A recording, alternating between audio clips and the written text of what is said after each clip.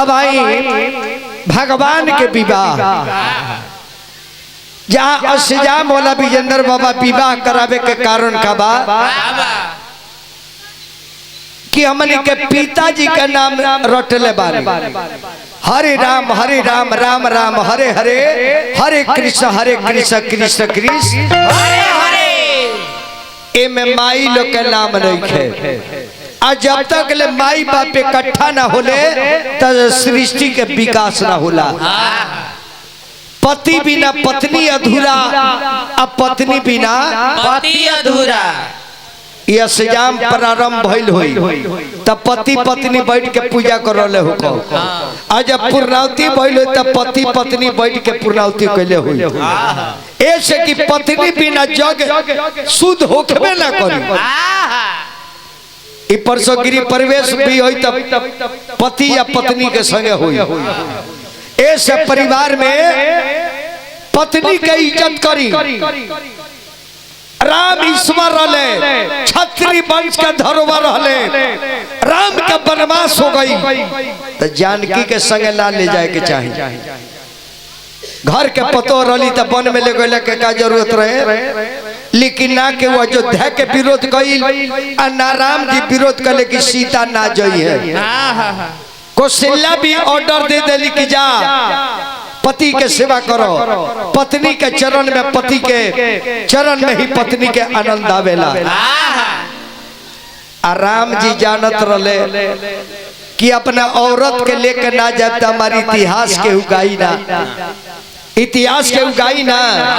काहे कि सीता हमार अर्धांगिनी बाड़ी आधा अंग के मालिक सीता बाड़ी हमरा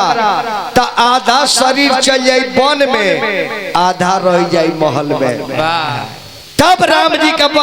सीता जी के ले गए अरुण बाबू तो राम बन गए तो बन गए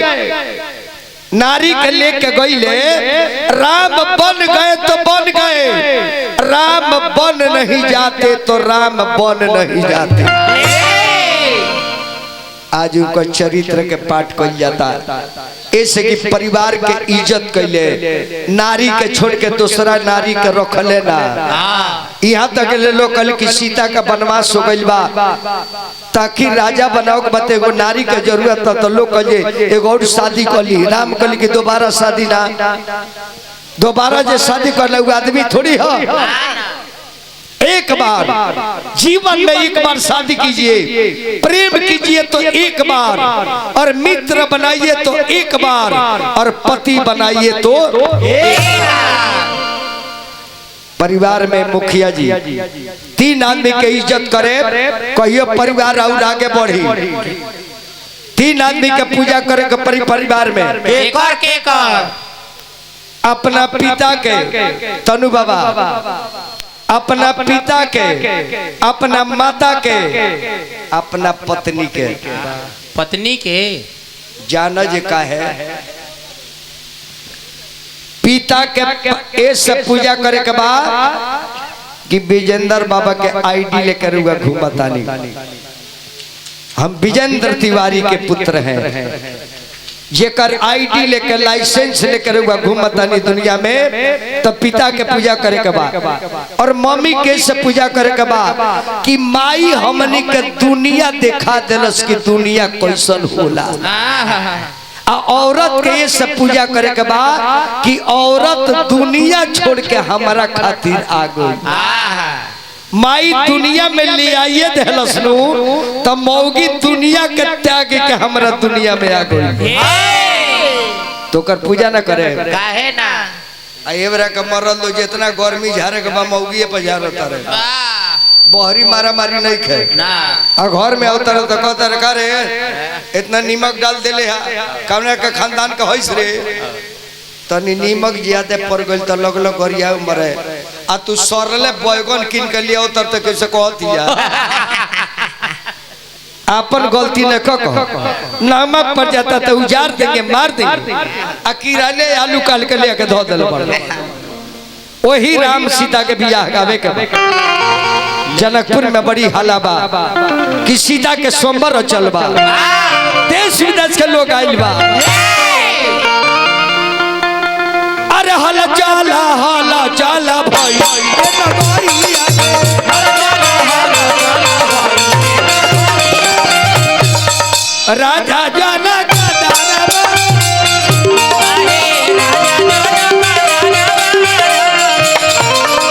बेरा तुरी हरा शिवा के धनुहिया हो तसिया डली है गारावा में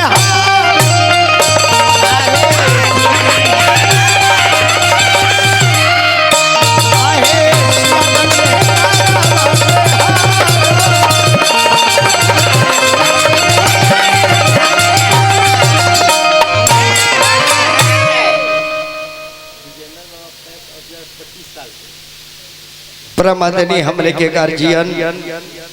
श्री विजेंद्र बाबा जी पैस अध्यक्ष बानी 25 साल से गोड़ लागता नहीं बाबा एमे कोनो कारण होई बने में 25 साल बानी तेकरा पीछे कोनो रहस्य होई जनता के प्रति स्नेह ओइसन होई इहे करे के चाहिए उतना ना अपना के बना दी जो अगर चुनाव में खड़ा न कियो तो बरियारी लोग खड़ा करावे ओइसन प्रतिनिधि बनी ऐसा ना जो लोग भाड़ा भाकर जो कोई आई पिंड छोड़ी है प्रतिनिधि बनी तो ऐसा बनी ये बरियारी लोग कह कि ना विजेंद्र बाबा दूसरा के ना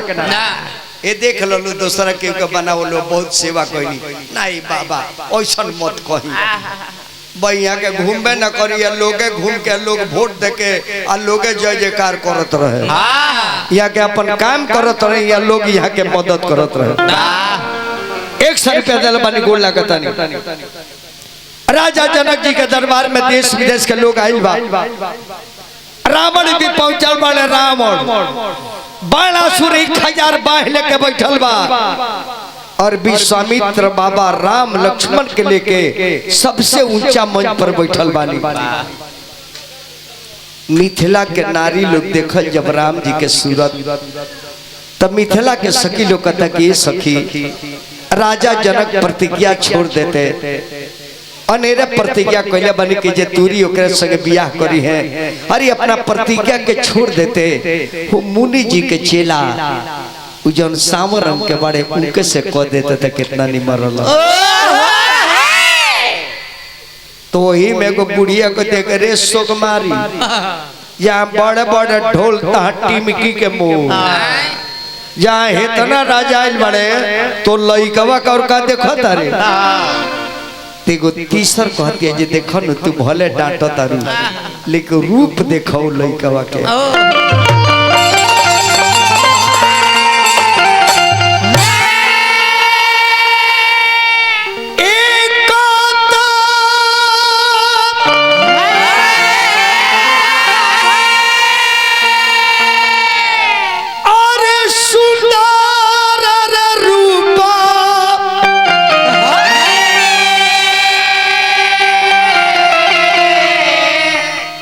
दूसरे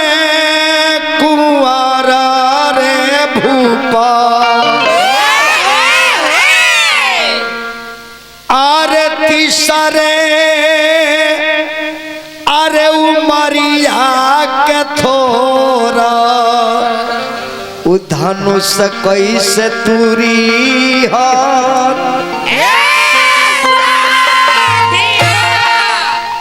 कहली की रूप में बड़ी अलबेला बा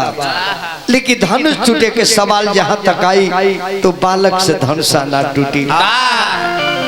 लेकिन पंच के मुंह से जो निकले लगला नु उ बर्मा जी भी ना काटेले जो इच्छा धरहु मनमाही हरि प्रसाद कछु दुर्लभ जब पूरा सभा के लोग लगल कि राम जी से जोड़ी लागी उहे भय लोग के आशीर्वाद फरे लगेला राजा जनक की बंदी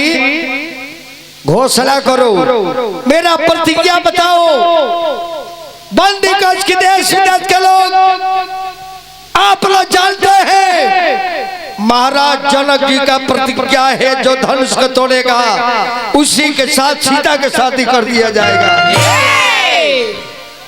इतना बात जब रावण सुलझ कर की कहा बड़ी सीता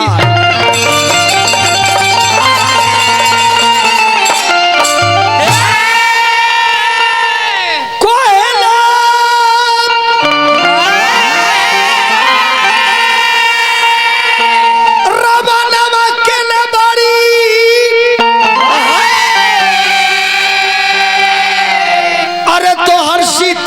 सुकुमारी तुरी के धनुया ले जाए अरे लंका बारे राजा तुरी के धनुया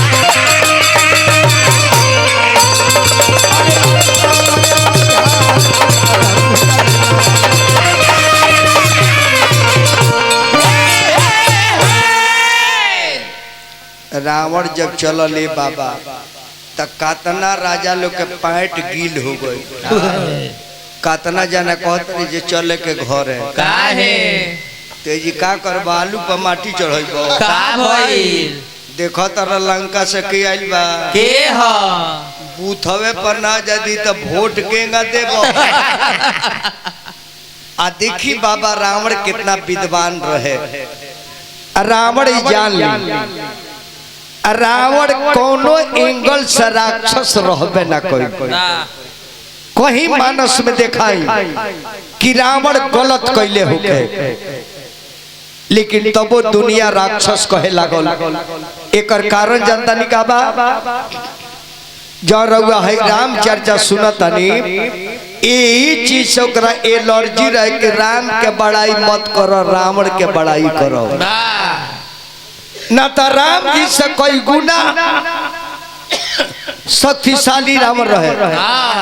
कोई गुना शक्तिशाली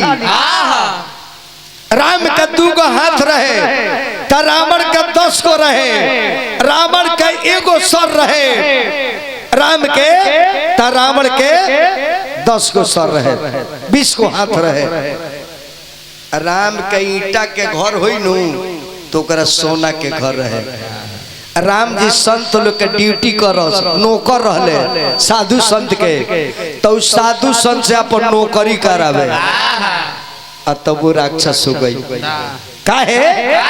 कि धर्म के प्रति खिलाफ गई तो समाज बहिष्कार कर देलो रावण गई धनुषा के लगे रावण बाण छुआ नहीं चापा कलश के नहीं तोड़ेंगे यदि धनुष को तोड़ देते हैं तो जानकी से शादी करना पड़ेगा अब मैं कदापि सीता से शादी नहीं करूंगा क्योंकि सीता जगत के माता जगत के जननी इसी लड़की के वजह से इस रावण का मुक्ति होने वाला है इसलिए इस लड़की को अपमानित मैं नहीं करूंगा तो धनुषा के प्रणाम करके चल गई बताई ना बाबा रावण राक्षस रहे तो सीता जी के कदर कैलो आउ एगो राम रहीमवा रहे राम रहीमवा ऊ का करत रहे ऊ अपना बेटिए से करवा चौथ करौलो आ नाम धइले रहे राम रहीम रामो के ले गई अहीं का रहीमो के ले गई तले वो करे गो पितिया ससुर आ गइले आसाराम बापू जेकर 2.5 करोड़ चेला हो गइले घर घर में आ वो भटियारा के काम करे के चाहे आई देखी त पुरस्कार चिट्ठी के संगे संगे बा वोटर लिस्ट बका जी में आई हमरा श्री विजेंद्र तिवारी जी पुत्र हमरा हनु बाबा भाग 19 के समिति प्रत्याशी बानी पंचायत सोनौली 100 रुपया पुरस्कार दिल बानी तनु बाबा के मनोकामना पूरा होके महादेव से निवेदन करो तो रावण बाण छुआ नहीं चापा रावण प्रणाम करके चल गई तब बाणासुर भी प्रणाम करके चल गई अब जेकरा लगे शक्ति रहे उ चल गई आ जितना टिकरा भुआरा रहले सन बाप रे बाप मेरा नंबर है मेरा नंबर है मेरा नंबर है मेरा नंबर है चुप त्रिकुट पहले मेरा नंबर है सब चुप रहा था पहले हमार नंबर बा रउआ रजे बानी राजा नहीं रजाओ एकुल राजा लोग के दादा लगिले हो मोटू भाई चैनल वाला फोटो ले लो महाराजा आ गइल बड़े इनकर मेहरारू अंग्रेज के लौड़ी हो फिर देखई है रवा कैसे जाना तनी जी? देखला बानी मोगल लेके होटल में जात रहे। वो जी प्याज छिलत रहनी का रहुआ? चुप रहा, वही में होटल के मैनेजमेंट के मैनेजर रहनी है दीपक यादव बाड़े। यो कहतर के हम तुरे देख ले हम तुरे जेकर ना शादी के पता लागल, कब शादी भइल कब लड़का भइल पते न लगा। अरे धनुषा उठावे खातिर चलले दौरा रे सहुर नहीं के तो जो लगल भरब रे सहुर।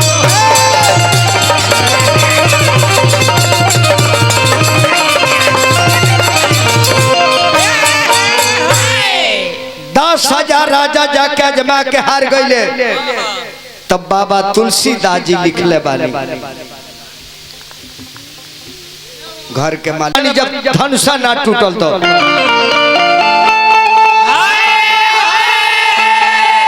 भूपि सहस्त्र दसई कहीं बारा अलगे उठावन डरे नहीं टारा। जब धनुषा टसमस ना भइल राजा जनक के मन थोर हो गई।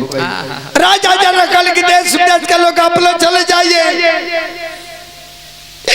मैं समझ गया कि दुनिया पीरों से खाली है,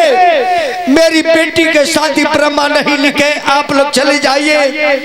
अरे दुनिया क्या कहेगी,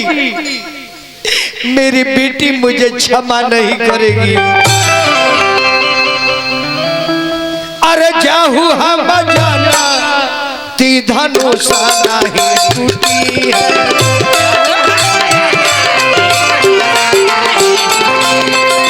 नहीं करती ऐसा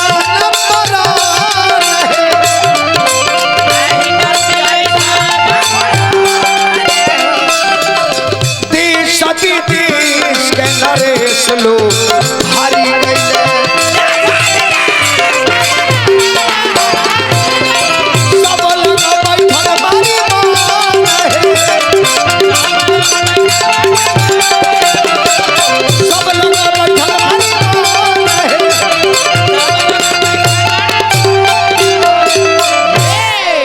राजा जनक के देश विदेश के लोग आप लोग कृपया अपने घर को चले जाएं।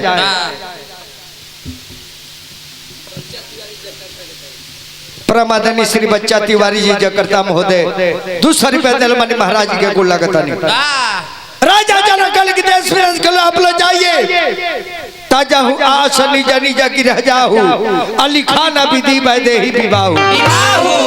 आप लोग जाइए। मैं समझ गया कि दुनिया में वीर कोई नहीं है, बेटी सीता के शब्द ब्रह्मा नहीं लिखे है।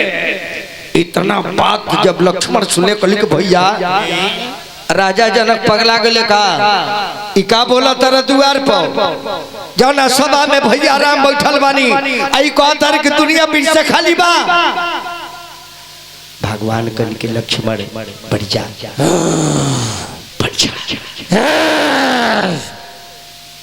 बड़ सरदार के जवाब न देव को बढ़ जा। जहाँ हम बोले बनता मूवी के कौन लक्ष्मण कल के भैया राजा जनक द्वार पर बोला के बेइज्जत करता रहे। राजा तारा पता नहीं खे छत्री वंश का धरोहर राम मर्यादा पुरुषोत्तम भैया राम का अनुशासन पाऊं तो धनुषा सहित ब्रह्मांड उठाऊं।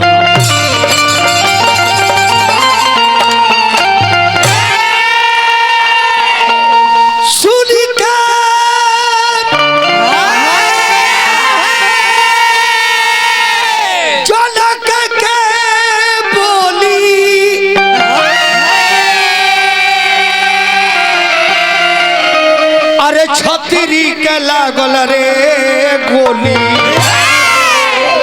तया क्या देती। अरे भैया जी मोर त देती धनु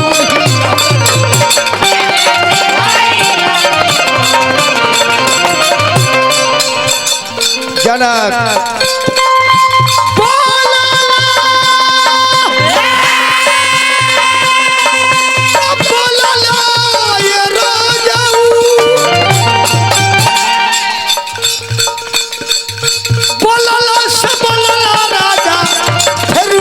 बोली का कहला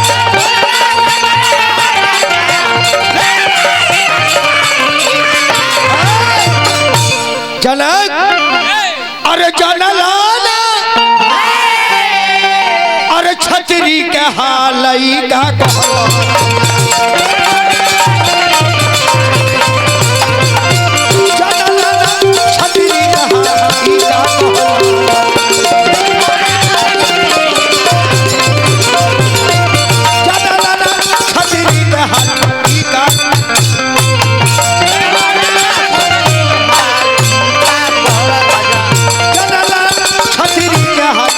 का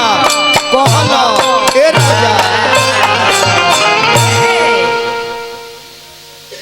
विश्वामित्र जी देखले लखन लाल के क्रोधित भइल राम के तरफ इशारा करनी विश्वामित्र जी हे राम हे राघवेंद्र हे अयोध्यापति नरेश के सुपुत्र हे क्षत्रिय वंश के धरोहर हे मर्यादा पुरुषोत्तम नारायण शिव के धनुष के तोड़ के राजा के प्रण के पूरा करो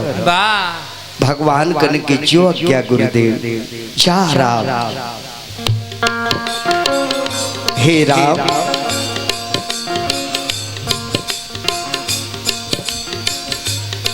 नमक हबलू तनु तिवारी जी एक बेर और तरह से भेंट भइल बा हमरा तनु तिवारी बाबा हमरा के सैकड़ों रुपया दलमानी महाराज जी के गोड़ लागत है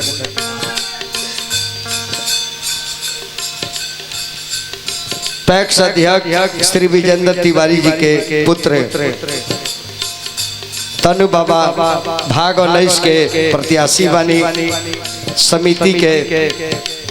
200 रुपया इनाम दिले बानी बाबा के हम गोड़ लागतानी अरे वह विजय हासिल करे खातिर महादेव से निवेदन करो कि रुआ विजय करके पंचायत के खूब सेवा करी हे राम हो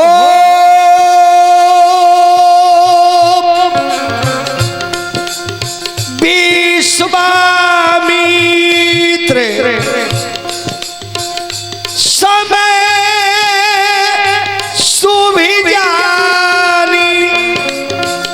समय शुभ जानी हे राम आदमी बलवान ना समय बलवान होला आ जाए गिरी प्रवेश 11 तारीख के बाद वो 11 से मतलब नहीं कि वो समय से वो टाइम से वो मुहूर्त से वो लगन से आज जाना समय में रहुआ सब बैठ के सुनाता नहीं इस जीवन में टाइम ना मिली हमनी के अब इस समय ना मिली समय ईश्वर का नाम है ईश्वर के ऐसे अपना समय से खिलवाड़ नहीं करे के ऐसा अंग्रेजी में कहो जला टाइम इज मनी समय ही धन है समय से मजाक नहीं करे के विश्वामित्र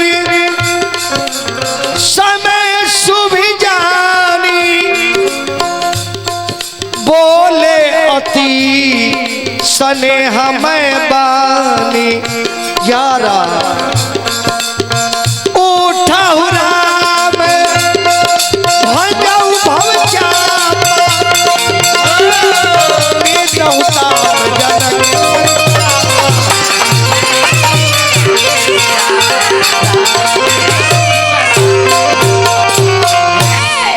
भगवान राम धनुष के लगे बढ़े लगनी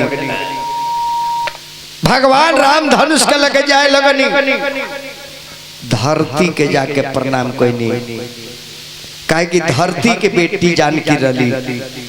और हर महतारी के इच्छा होला कि हमरा बेटी जो के दुल्हा मिलस त राम जी धरती माता के नमन करके कहनी कि हे माँ अगर वह लड़की लायक दुल्हा बानी तो माता धनुषा के छोड़ दी धनुषा से कहने की हे धनुष महाराज, रावण ऐसा बलवान जी अपन 10 गर्दन काट करके चढ़ा देले, वैसन बलवान हार के चल गए। बाणासुर ऐसा व्यक्ति 1000 बाह लेके हार गए। हम एगो नन्हा मुन्हा कलाकार सुकुमार कैसे दूर, लेकिन और कृपा हो तो कुछ भी हो सकता। अतर दे महादेव का ध्यान राम जी धले। ए महादेव कृपा करी बताइए बाबा, जेकरा मर्जी से गो पत्ता डोलेला आउ राम जी जाके पैर भी करता रहे। हमन के साधारण आदमी हो के राम जानकी के मूर्ति चुरा लेता रही, गोबर में ले जाके हला देले रोले हैं। सो बताई रे मूर्ख कहीं के ते राम जी के हलावत रहे तो मिलिए जाता रहे, लेकिन ते अपना विषय में सोच जा तोरा खानदान के उ हला देता रहे, तब फिर तोरा खानदान में एगो मोथा न जाए। आदमी तो छोड़ो, एगो मोथा न जामी। भगवान धनुष के लेके खड़ा बानी, भोलेनाथ के आराधना करतानी। तब तक माता जानकी के नजर राम जी पर पड़ल, यही ले आवत रही। अरे वह 1 मिनट मत बैठी, कंपनी घाटा में चल जाए। फिर हमरा प्रमदनीय विनेश सिंह का गीत, विनेश सिंह जी पनीर दुकान और दही दुकान हका जी कि लस्सी दुकान, पनीर और लस्सी के दुकान सही बताया। भगवान से निवेदन करब रहुआ लस्सी दुकान में पूरा लसगर माल निकले। कहाँ बात दुकान में अब उतरल जाए तो पता लगाओ जाए, चल के किलो लिहल जाए। सोनौली बाजार पर एने से चलल जाई, एने से 2 क्विंटल चाउर मिलिए जाता, ओने से दूध पनीर मिलिए जाए, लस्सी मिल जाए, खीर बना के खा लिया जाए। महाराज जी हमारे बोलने वाले ऐसे बाबू साहब के हार्दिक शुभकामना बा। माता जानकी देखले बड़ी राम जी के, ता राम जी ध्यान देले बानी सूर्य शंकर जी के, और माता जानकी ध्यान देले बड़ी सूरज भगवान के। सूरज भगवान के इस जगत के पिता इहो पैर भी, इस जगत के माता इहो पैर भी। अरे उगाले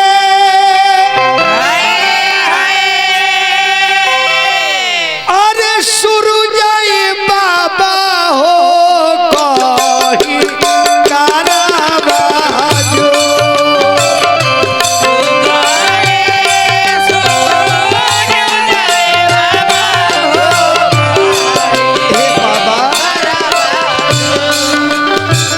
अरे रावूरी उगल काहे बाबा हो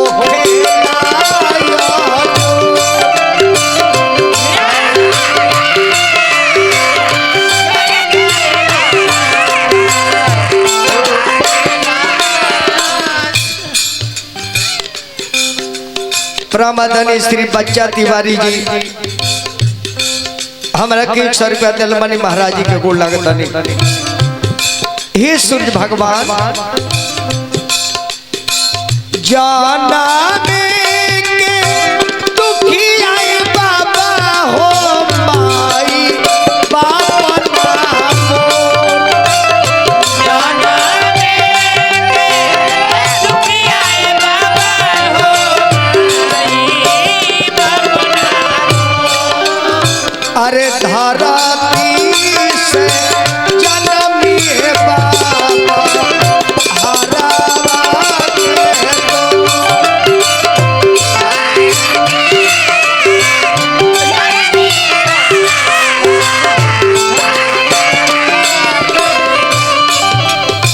लाटा दिखा अरे बाबा हो नैना लो, जाना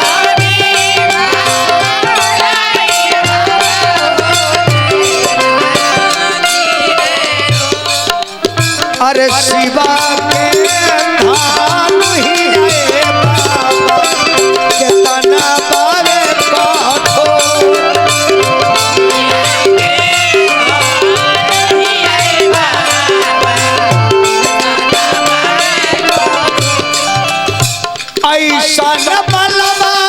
अरे दे दिए बाबा हो धनुहिया दीने तो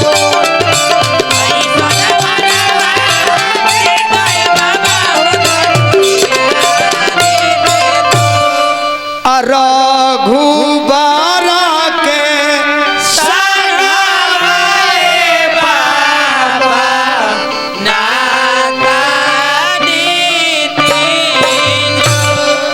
अब जब राम जी धनुषा के लेके गईनी तना के धनुष उठावल देखल आ ना के छुअल देखल जगह बिजली तड़क जला मादारी वाला जगह नजर बंद के खेला करे सन वही का राजा लोग के आँखा न रो गई।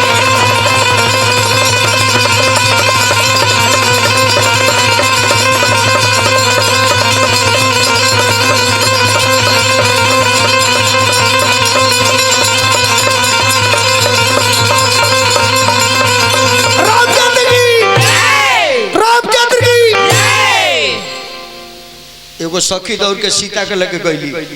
सीता अरे बोलो सखी का देखलू हो सीता अरे बोलो सखी का देखलू हो अरे बोलो सखी का देखले बाड़ू अरे बोल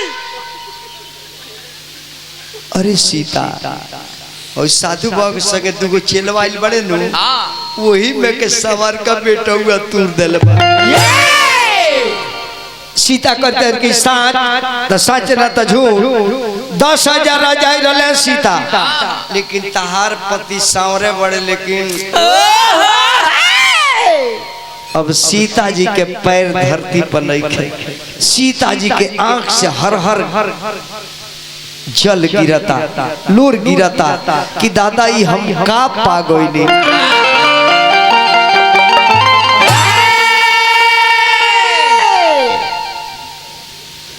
नमस्कार सर अब बहुत बढ़िया आदमी है गरीब के मदद करते हैं केकरा नाम से बाबा सोनू बाबा हमरा के फिर 100 रुपया दिल बानी तनु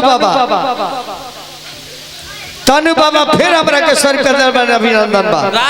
सीता इतना खुश बारी की धरती पर पैर लेके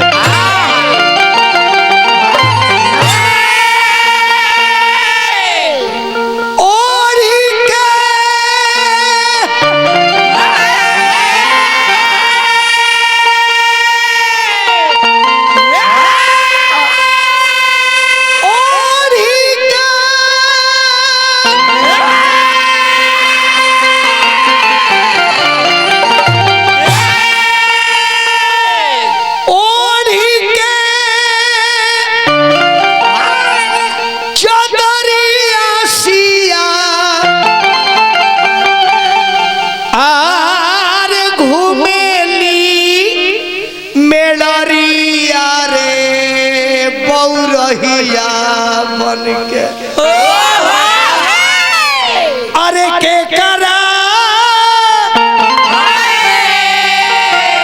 अरे गले में डाली हार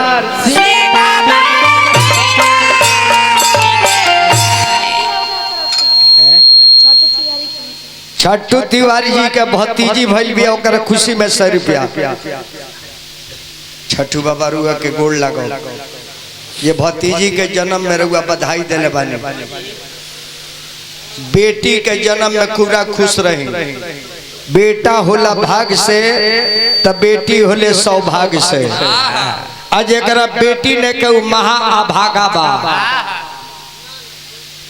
भगवान सरोज का एक जाए हे भगवान एगो लड़की जरूर देव जे हम कन्यादान करो है मकान काहे के बनल बा काहे के केहू के लड़की के रहे के बहुत भागशाली लड़का होले भाग से तो लड़के होले सौभाग्य से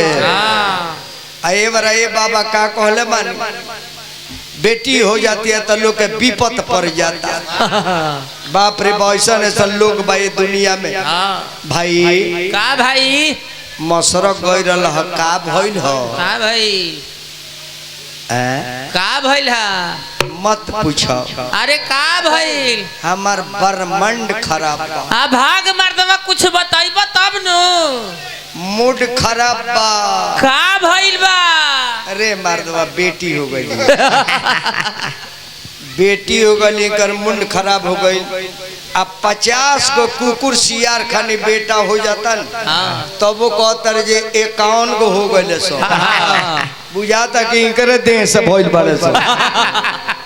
बेटवा होता तो ई बड़े भागी आ बेटिया होते तो मौगी बिया भागी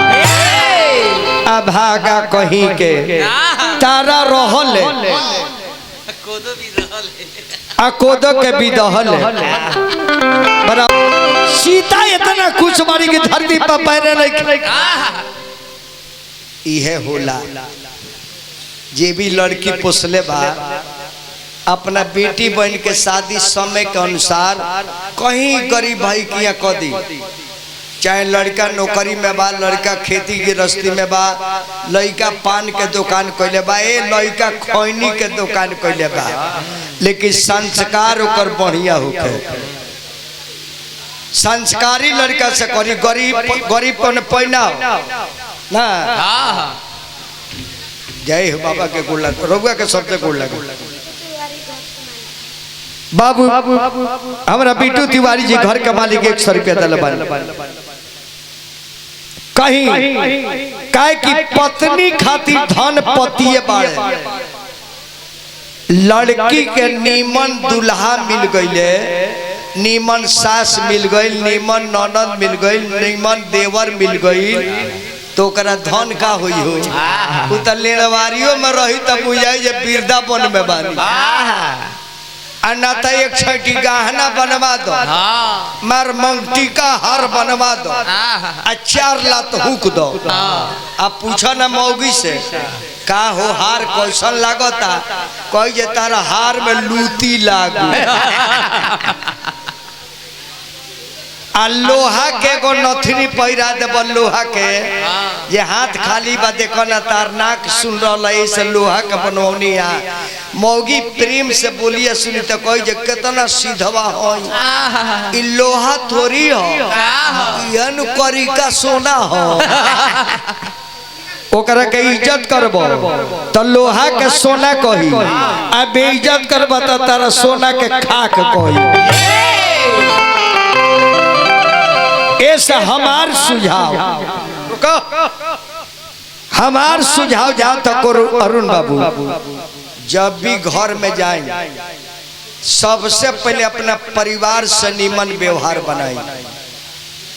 औरत से कबो भी खराब बाड़ी न बोली जब भी मेहरारू को लगे जाए का होता तब औरतिया कोई जे बोली ना का कहता तनी चाय बना देबू का तो कोई जे चाय का बोलेला अब ब्रेड के पकौड़ा ना बना देब का देखी तब बोली में कितना शक्ति बा एक गो मरद छुछुनर भइल बड़ा सो घरवा जाता रे सो सुनता रे अरे कुत्ता ई कौन बोली अरे अपना जीवन साथी के अपना अर्धांगिनी के बेइज्जत कल कहा के संस्कार हो सुनता रे आ कोई मौगी निकल के कह दे जे का कहता रे तुम्हारा मारी भइल नो त जे अपना परिवार के इज्जत न करी उजावार के इज्जत करी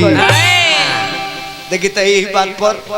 100 रुपया दिल बानी हाँ जी एक मतलब यहाँ के मेहरारू के भक्त बानी आई हमारा श्री विजेंद्र तिवारी जी टैक्स आगे हम बढ़ाओ तानी आगे बढ़ियो पहिराव सिया अपना पिया जी के अब जय माला राम जी का होकर जाता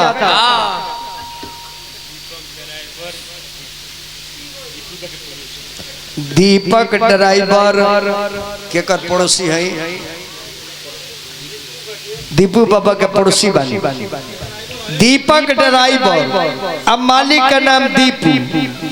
दीपू जी का ड्राइवर दीपक जी हाँ बाहर नाम पहिरावसिया जी अपना पिया गाल में माला गाली पर अगला से हो गई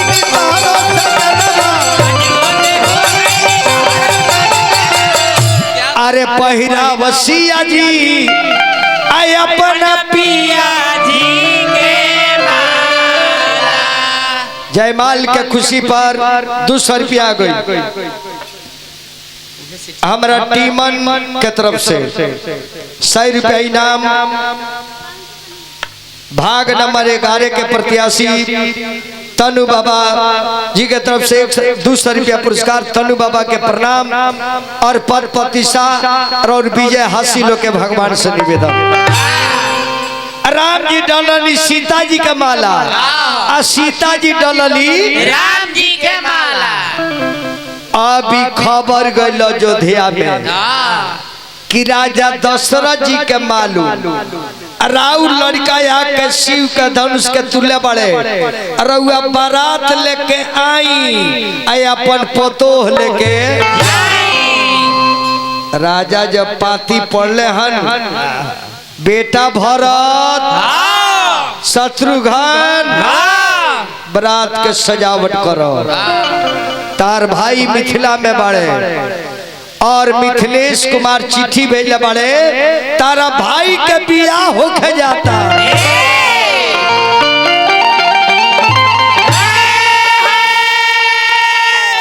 शादी के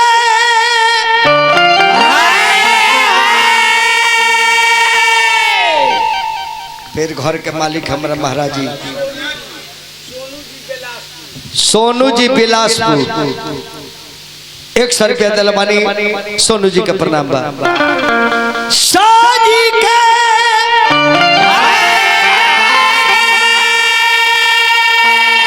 अरे बरतिया राजा अरे चलले रहतिया सब रंग पियर है पियर है। अरे लाइन में अरे घोड़ा जौरी हथिया सब रंग पियर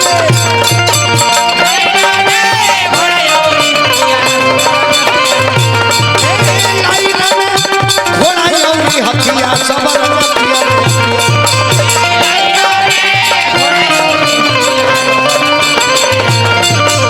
गुरुए वशिष्ठ संगे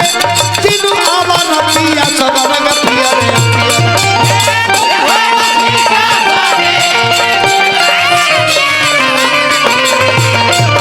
सखी लोग जब तारीख दिया सब रंग पियर।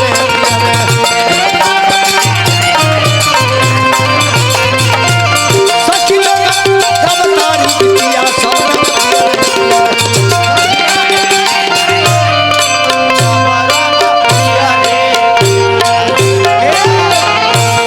जब बारात मिथिला में आवता था मिथिला के लोग चकित बा ये दादा ई कहाँ से बारात आ गई बिना लगन के सहनाई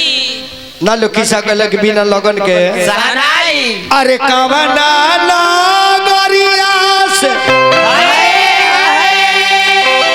अरे आइली बारातिया सब रंग पियर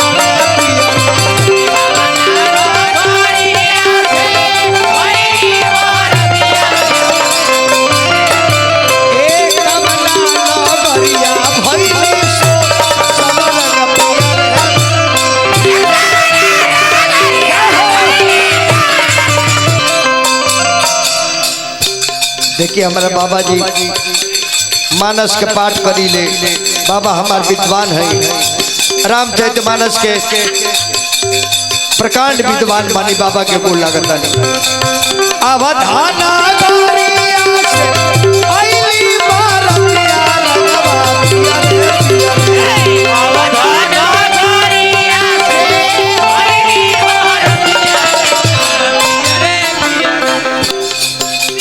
विनय तिवारी जी का नाती भइल बानी 100 रुपया दिल बानी खुशी में। और बीटू तिवारी बाबा घर का मालिक 100 रुपया। अवधाना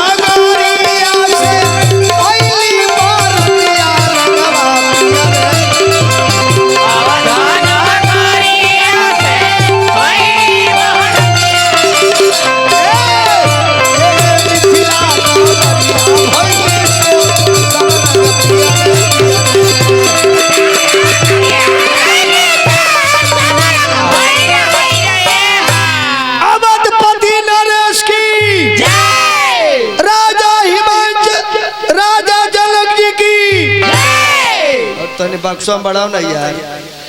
बक्सा बढ़ाओ। अब बिना लगन के बारात चली होता 27 दिन पहले। वाह राजा जनक जी कहने की बिना लगन का हमरा लड़की के शादी हुई। आए तब पंचांग पतरा देके काती ब्रह्मा जी के बुलावल गई। राजा जनक जी कहने के हे ब्रह्मा जी, धनुष टूट गइल बा, बियाह होके के प्लान हो गइल बा, लेकिन तनी ग्रह गुण देखल जाओ। बाबा श्री शैलेश तिवारी जी राजा जनक कहले कि देखी ना, हम बानी 2 भाई, लड़की बड़ी 4 गो, आ राजा के 4 गो बेटा, तनी चारों लड़किया लड़कवा के गानना माना देखी तो क्या गाना माना बना ये बाबा। जब राम के गानना माना बन गई, दुनिया में केहू के ना बनल। जय अक्षर के दुल्हा तो अक्षर के दुल्ही, जय अक्षर के बेटा पार्टी तो ये अक्षर के बेटिया पार्टी। आई हमरा आशीष कुमार जी के तरफ से 100 रुपया पुरस्कार भाग 19 के समिति तनु बाबा भाग 19 के समिति के प्रत्याशी बानी तनु बाबा 100 रुपया फिर दिल बानी। भगवान भोलेनाथ से निवेदन मनोकामना पूरा होके आई गुरुदेव बोला।